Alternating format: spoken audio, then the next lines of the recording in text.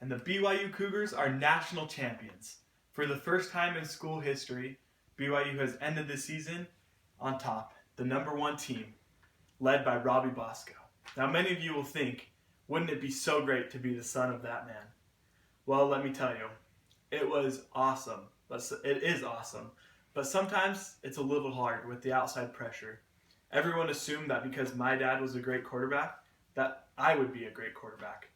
But luckily, my dad was really, really good about it and always told me to do what I loved. He didn't want me to do what he loved. CNN reported that one of the reasons 70% of kids quit sports at the age of 13 is because of pressure. 70% of children are quitting sports because of the pressure that we as parents, as coaches, are putting on them. We must support our future children by helping them do what they love and not pressuring them to do what we want to do. Now, parents, you are the main source of motivation for this child. We are their coaches. We are their parents. We love them. We help them. We want to do everything we can to help them.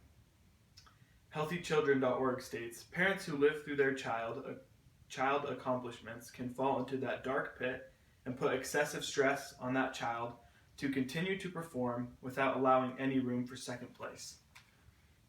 Now, I watched a documentary a while ago about trophy kids, and it was heartbreaking to watch these parents who, they did love their child or their children, but they pushed them so hard to do what the parent wanted to do, not what the child wanted to do. And one of the main stories that broke my heart most was of this little girl and her father. This little girl was a great golfer, but her father pushed her so hard that she didn't find it fun anymore. And she would break down while playing golf while he was there because he was so hard on her. Later on, down the road, her father wasn't at one of her tournaments, and she actually won the tournament because she had no pressure on her. Now, coaches.